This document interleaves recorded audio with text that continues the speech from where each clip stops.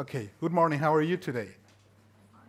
I'm pumped to be here, and so is my partner, Luis, one of Mexico's foremost baristas. As you know, barista is the name for the professional brewer of coffee. And we greeted you already with coffee due to lack restrictions.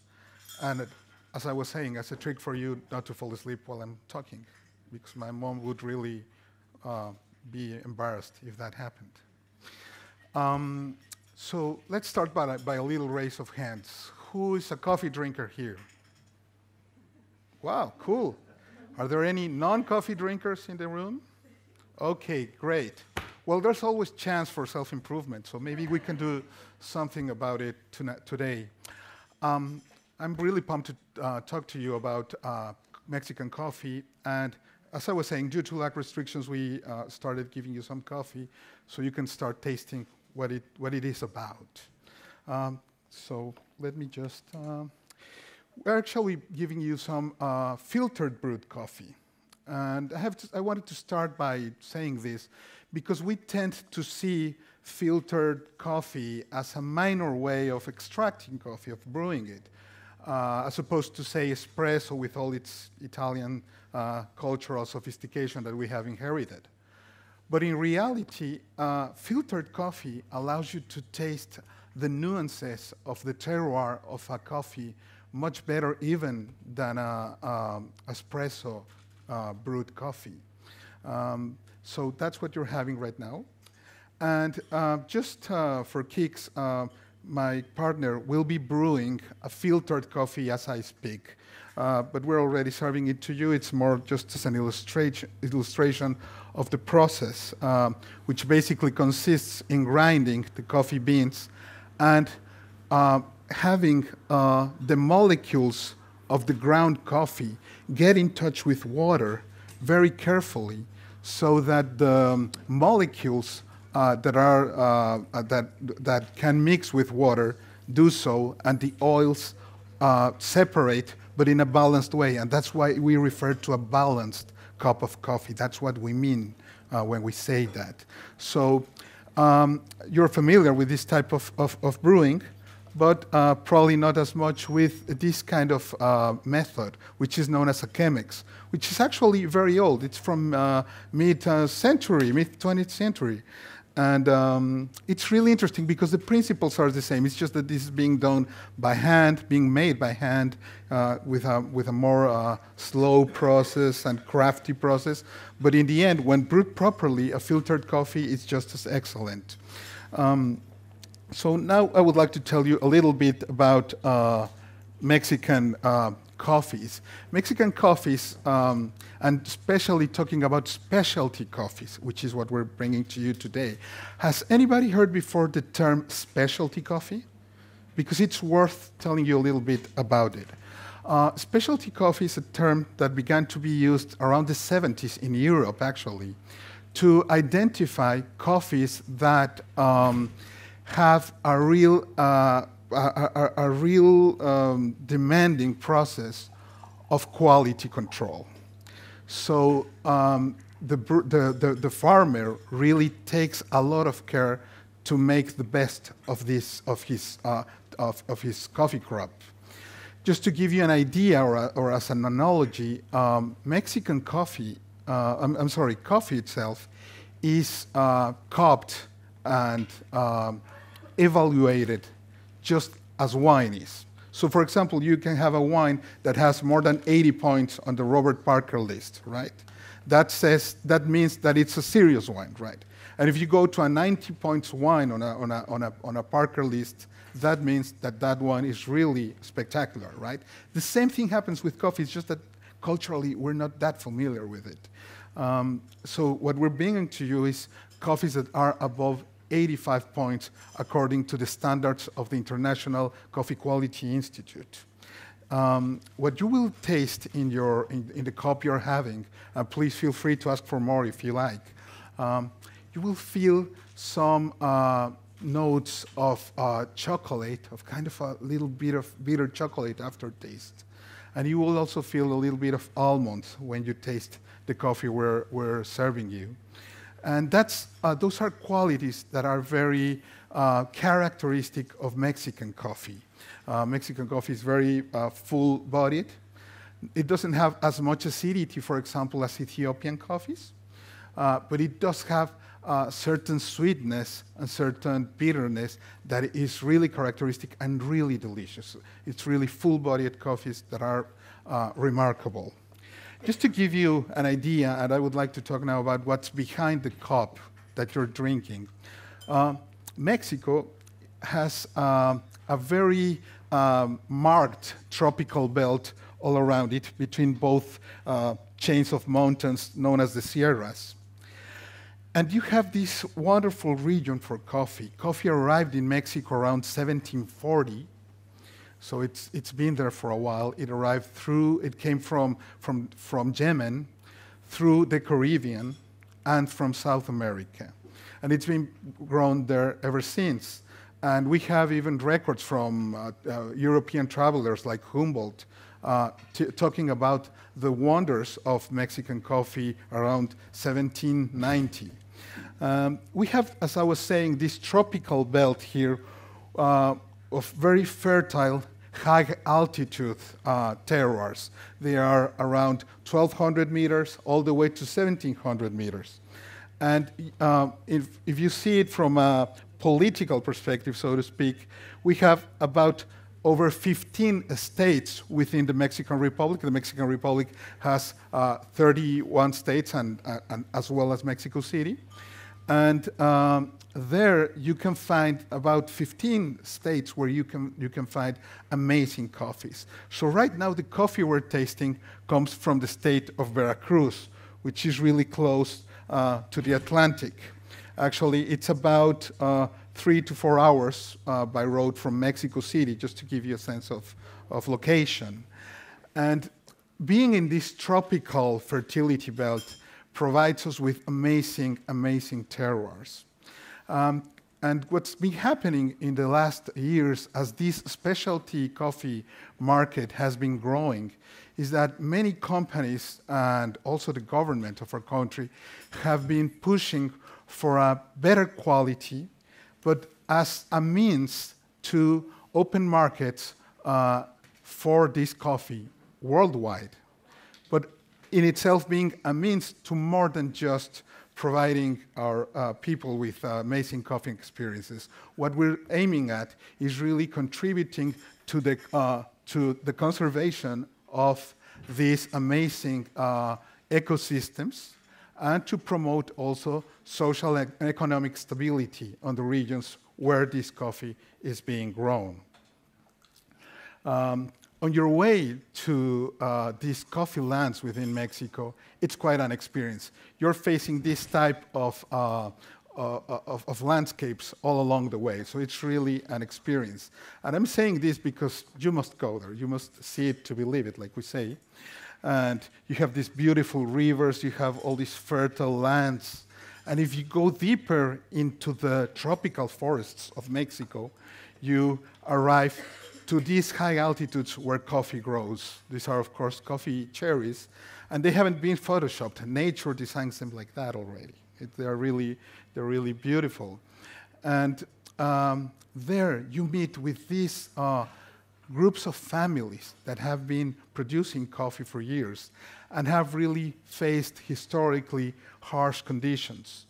But under the new paradigm of specialty coffee, which is very related to fair trade and direct relationship with producers and their communities, we really focus on a holistic approach towards the coffee phenomena, if you will. So let me show you, for example, this is the coffee that when it's being picked, right, at the top moment of the harvest season, I mean. These producers only picked the mature red cherries of the coffee to ensure that we have the best quality in terms of the balance of alkaloids, sugars, and all the different components that give you this amazing tasting coffee. Coffee worldwide is basically consists of two different species, as you may know. One of them being Robusta, which is the most common species of coffee, which you kind of can grow anywhere, as opposed to Arabica coffees, which really demand very special terroirs for them to thrive. And we only work, of course, with Arabica coffees, which really give you these taste nuances that we've been mentioning. And I'm saying this because really to achieve this quality is really that. It's quite an achievement on behalf of the producer. So we work with these producers to help them improve their agroecological practices so they have the best productivity in terms of their crop and also really provide us with delicious coffees. Just to give you a hint of what this implies that these coffees, taste-wise speaking, are not as loaded with caffeine, for example, and all these types of alkaloids as the commercial coffees we have. So this paradigm that we have inherited culturally, that coffee helps you prevent sleep and all that and may pump your heart a little bit too much, that comes from the low quality of the coffees we usually buy in supermarkets and all that.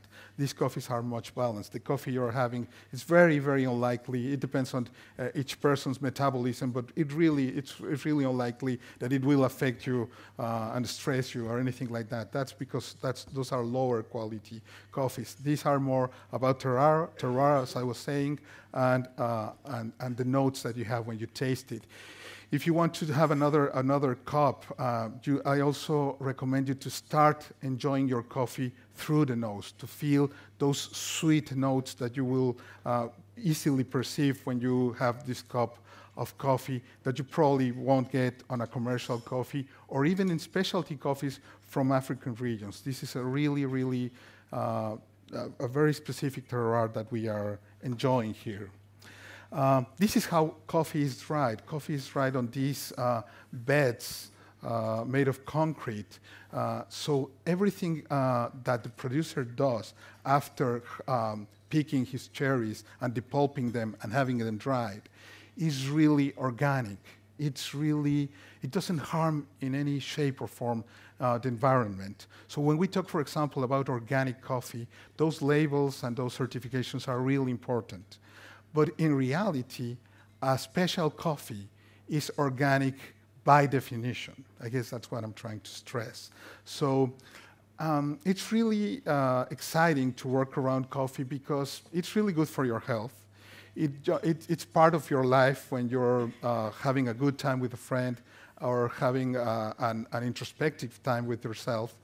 And also knowing that it really doesn't harm the environment. Actually, it contributes to sustaining a balanced ecosystem, right? So I guess what I'm trying to stress here is that when you consume this type of products, you're really contributing to their sustenance. So because we have to ensure through this type of responsible trade that we're doing that we contribute so these environments around coffee exist 50 years from now, 100 years from now, because we have eroded them way too much, not only in Mexico, everywhere. It's been a trend, a historic trend, but we're working towards changing that, and we're confident that we will make it. On the way, you have, in these coffee lands of Mexico, you have really cool places that you want to stay, right? You have like these eco-lodges, and you have these wonderful former haciendas where you can really spend the night. And I guess I'm trying to stress this as well, because it's not just about the coffee, it's not just about the landscape, it's also about the culture, right? Because I was saying coffee arrived in the 1700s to Mexico, and then it exploded, so to speak, in the 19th century, thanks mostly to European entrepreneurs from mostly from Germany. And so we have, when you travel to Mexico and travel around Mexico, of course, is famous for its beaches and its sun and all that. But traveling around coffee is really amazing because you have these beautiful landscapes, as I've shown you, but also you have these amazing paths into history, right? So you arrive to these like really cozy hotels that display all the inheritance we have from the Viennese culture of the 19th century, you know, the Austro-Hungarian influence that we have historically there. So I really encourage you to come down and see it for yourselves, because it's really a whole experience. And I guess what we've been trying to convey is that when we speak about the coffee experience, it's not only about tasting these amazing coffees, which I'm hoping you're enjoying, but also about everything that surrounds producing this country. And at the core of what we do are the families of producers. These people in these coffee-producing regions are the most spectacular people you ever meet. They're warm, they're faithful, they're hardworking, and they have so much wisdom around the land that it's really a pleasure working with them. And you get to these, you get to like kind of to the kernel of things when you really go deep into coffee. And it's very important, for example, to see how coffee contributes to keeping together the kernel of our society, which is family, right? So you have families working together around coffee. And we are at this very exciting moment right now in which the younger generations that didn't want to continue producing coffees as their parents and grandparents did are really becoming excited, because they're seeing that the world is really keen about their achievements in terms of producing these amazing coffees. So it really, we're witnessing a very interesting change in society in Mexico around the production of coffee. So you have the grandparent, the father, the son, right? And it's really interesting because through this fair trade of coffee that we do, we have the young generations. You actually can see the pen on top of the ear of the boy, because he was doing homework while we were there working with them, because he wants to be an engineer, right? And he will be one. So it's amazing to see how with this little work that we're doing, many of us there in Mexico, we're really changing the culture for the improvement of the society, but also to, in the process, we're also benefiting the environment and benefiting the economy, and also being able to give to the world these riches of the soil that we have, these amazing terroirs we have for coffee. So this is pretty much what I wanted to share with you, and I'd really love it if you guys would be keen enough to drink another cup of coffee, because it won't stress you, I promise. And probably after all we've said, you'll enjoy it. So if we can have more cups of coffee for anybody who wants, that would be great. And I think we have chance for a bit of time. How many minutes do we have left? Because maybe if we had a question or any comments, I would love to hear some feedback from you, if anybody wants to share any thoughts. Right. Please do. I would like to know why you don't see the Mexican coffee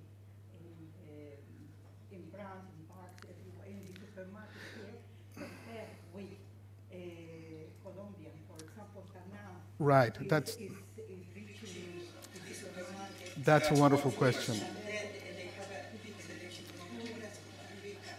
It all goes down to country policies, and also certain South American countries have focused on producing huge quantities of commercial coffees that you can find all over the world. As I was saying, commercial coffee is the coffee that when you cup it and grade it, it is below 80 points.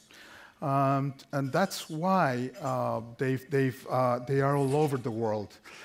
I guess the interesting approach that the specialty coffee phenomenon, which is really new in the world, it's only 10 years old pretty much.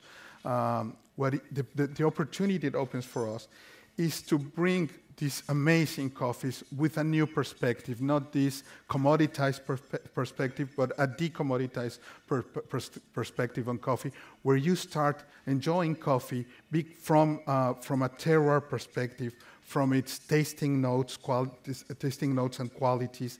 And I guess that's what we're working on right now in Mexico, to bring these amazing coffees to the world. So we want to really work for the most demanding palates such as yours.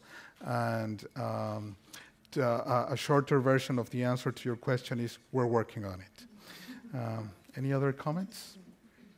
Yeah. Right now, Luis is actually in the process of brewing the coffee, which is really, in principle, the same that you would do with your filtered coffee at home, right? But what this allows us to do is to really take control of the chemical reactions involved in a coffee infusion. What we do when we work with a filtered coffee machine, like we did, we take care of all those variables to provide you with a really full-bodied, but at the same time light and nuanced cup as the one that you are enjoying right now. And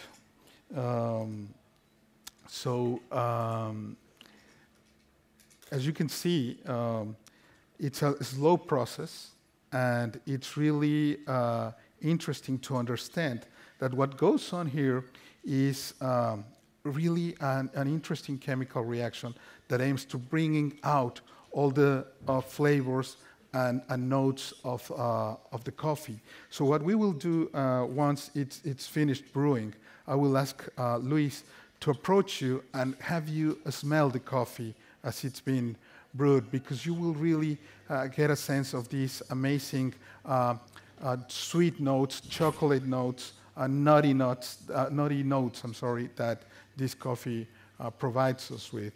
And it's really quite a beautiful thing when you start to think about the coffee experience all the way down to the origin, right? That this thing that you're drinking, this cup that you're drinking in the morning, there's hands behind it, right? There's somebody actually picked that coffee from a coffee plant and triggered a whole process that brought it to you, right? So that's I guess what really can change our approach to things, and in the end help us enjoy them more, know them better, and turn coffee into really gourmet experience, if you will, which it should be by definition, but sometimes we tend to not see it as such.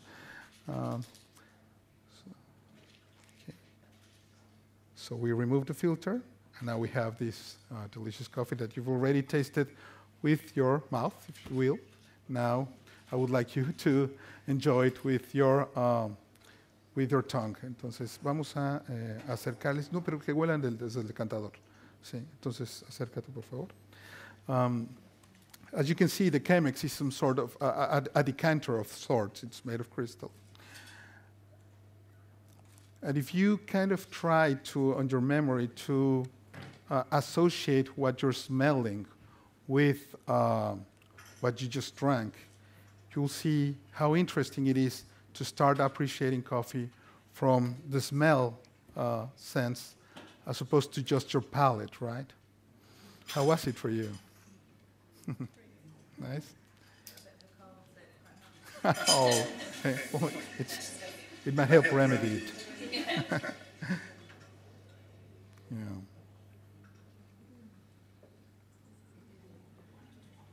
Pedro Guzmán.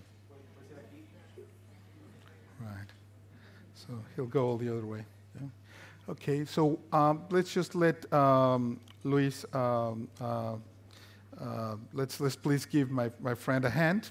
And we really thank you for your attention. And we hope that you will soon be enjoying more Mexican coffees in London.